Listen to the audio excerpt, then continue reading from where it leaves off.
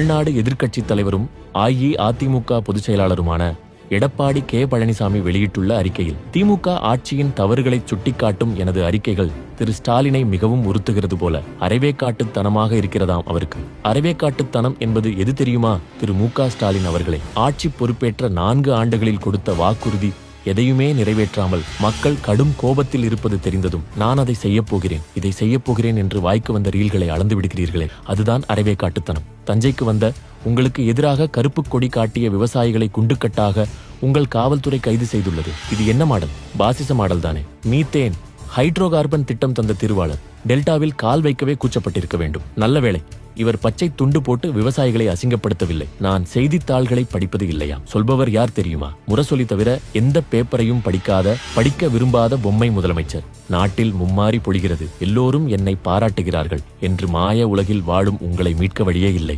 நாள்தோறும் நடக்கும் சட்டம் ஒழுங்கு சீர்கேடுகளும் பெண்களுக்கு எதிரான குற்றங்களும் செய்தித்தாள்களில் வருவது இல்லையா என்ன? இன்னும் சொல்லப்போனால் ஊடகம் மற்றும் பத்திரிகை செய்திகளின் அடிப்படையில் தானே என்னுடைய கருத்துக்களை நான் தெரிவிக்கிறேன். எல்லா திட்டங்களிலும் கமிஷன் கணக்கு போட்டு பெட்டிகளில் அள்ளி கொண்டிருக்கும் உங்களுக்கு இருக்கும் பெட்டி மோகத்தை என் பக்கம் திருப்ப வேண்டாம். உட்கட்சி கூட்டணி பூசல் சத்தம் எல்லாம் அறிவாலயத்தில் இருந்து கேட்பதாகத்தானே செய்திகள் வருகின்றன. நீங்கள் கொடுத்த வாக்குறுதிகளை நிறைவேற்றவில்லை என்று உங்கள் கூட்டணி கட்சியினர் பேசி வருவது உங்களுக்கு தெரியாதா?